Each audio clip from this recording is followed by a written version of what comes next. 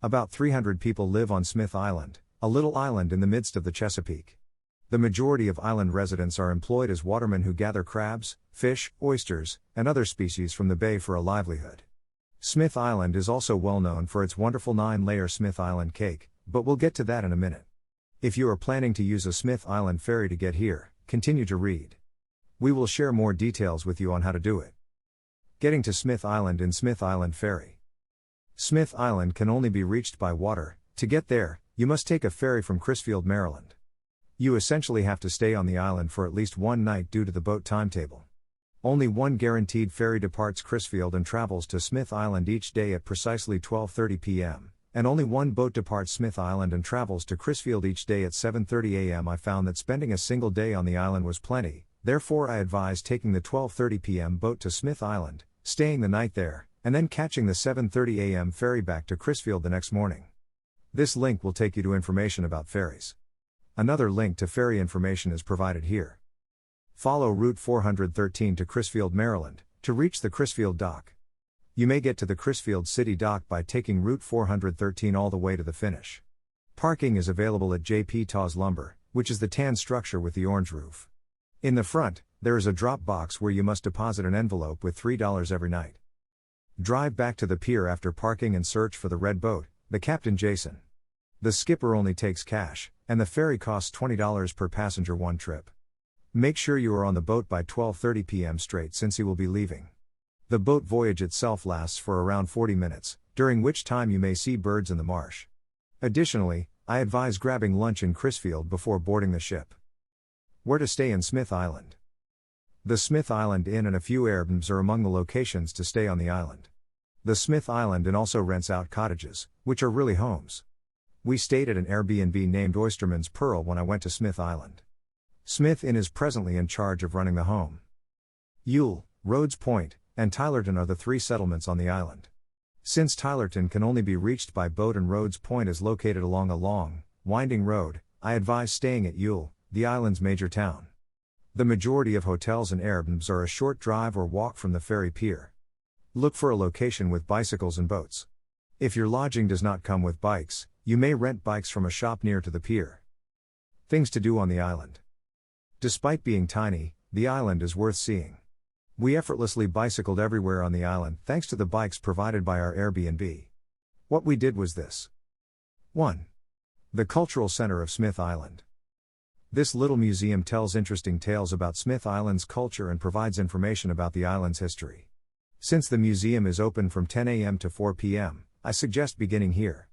Discover the island's history by visiting the Smith Island Cultural Center. 2. Biking. We rode bikes on every road on the island, practically. A more distant portion of the island with more shanties and boat docks is Rhodes Point, so make sure you ride all the way out there. Bike through the water if the road is flooded. We rode bikes around Ewell as well. 3. Kayaking. On the island, many places to stay come with kayaks, so we went on our own for a fantastic sunset paddle. By kayaking, you may see the island from a new angle and get a closer look at the several taxi shanties that line its beach. The island just across from Smith Island is called Goat Island, and you can kayak all the way around it. You could even come across some real goats. It was lovely to see the sun set as we remained on the lake. 4. Go paddling at dusk. Tours. I didn't undertake the boat trip around the island, but you can. A well-liked guide looked to be Tim Marshall. 5. Eat cake. Eat at least one piece of Smith Island cake, please. Almost every restaurant on the island serves slices of cake, and getting one is simple. The cake comes in a variety of varieties, but the devil's food taste we sampled at the Bayside Inn restaurant was excellent.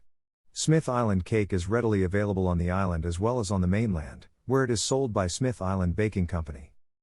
Things to consider when you arrive in Smith Island. Smith Island is a fascinating location. Observe the following crucial information.